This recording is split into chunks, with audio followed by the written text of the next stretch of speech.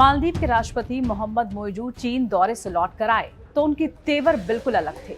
जो मालदीव की सरकार भारत के पीएम मोदी पर अभद्र टिप्पणी करने वाले अपने 3 मंत्रियों को बर्खास्त कर भारत से माफी मांग रही थी, वही अब भारत को आंखें दिखा रहा है।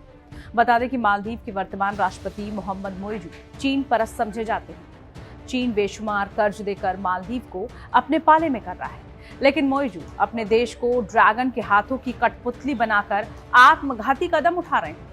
चीन ने किस तरह अपने पड़ोसियों को कर्ज के जाल में डुबोकर बर्बाद करा है, ये वर्ल्ड बैंक से लेकर IMF तक तमाम संस्थाएं लगातार रिपोर्ट जारी कर बता रही हैं। वॉल स्ट्रीट जर्नल की रिपोर्ट के मुताबिक 2016 में पहली बार चीन के 4 बड़े सरकारी बैंकों में से 3 ने देश में कॉरपोरेट लोन देने से ज्यादा रकम बाहरी मुल्कों को कर्ज देने में खर्च की। रिपोर्ट में यह भी कहा गया कि चीन अपने प्रभाव को बढ़ाने के लिए कर्ज की रणनीति पर तेजी से काम कर रहा है। चीन अपनी कंपनियों को उन देशों में बिजनेस करने के लिए आगे कर रहा है जहां तक एक तरफा मुनाफा कमाया जा सके। दक्षिण एशिया के 3 देश पाकिस्तान, श्रीलंका और मालदीव पर चीन के बेशुमार कर्ज हैं। कर्ज के कारण ही श्रीलंका को अपना हम्बनटोटा पोर्ट चीन को सौंपना पड़ा। मालदीव में भी चीन कई परियोजनाओं का विकास कर रहा है। मालदीव में जिन प्रोजेक्ट्स पर भारत काम कर रहा था उसे भी चीन को सौंप दिया गया है। चीन मालदीव में $830 करोड़ की लागत से एयरपोर्ट बना रहा है। एक पुल भी चीन ही बना रहा है जिसकी लागत $400 करोड़ है। वर्ल्ड बैंक और IMF ने कहा है कि मालदीव बुरी तरह चीनी कर्ज में फंसता जा रहा है। मालदीव के वर्तमान राष्ट्रपति मोइजू चीन परस्त माने जाते हैं। उनकी सत्ता संभालने के बाद से वो लगातार चीन के हाथों में खेल रहे हैं।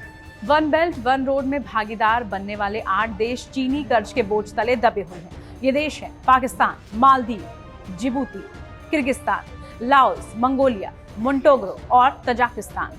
पाकिस्तान का ग्वादर पोर्ट 40 सालों के लिए अप्रत्यक्ष रूप से चीन के पास है। इसके राजस्व पर 91% अधिकार चीन का होगा, जबकि ग्वादर अथॉरिटी पोर्ट को महज 9% मिलेगा। जानकारों के मुताबिक इसका हाल भी श्रीलंका के हम्बनटोटा पोर्ट की तरह ही हो सकता है।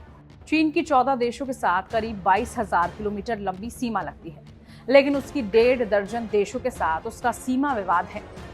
चीन का जमीन पर कब्जे को लेकर तो पड़ोसियों से विवाद ही रहा है और इसके अलावा समंदर पर भी कब्जे को लेकर भी दक्षिण सागर में चीन का कई देशों के साथ विवाद चल रहा है।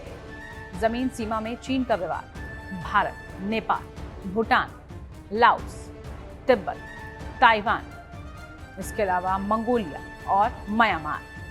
समुद्र में चीन का इन देशों से है विवाद Philippines, Vietnam, Indonesia, Malaysia, Japan, south Korea, north Korea, Singapore और ब्रुनेई।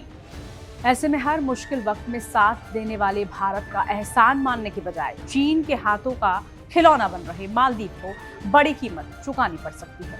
आपको ये वीडियो कैसी लगी जरूर बताइएगा। साथ ही इसको लाइक कीजिए, शेयर कीजिए और आप देखते रहिए टाइम्स नाउ भारत डिजिटल। नमस्कार।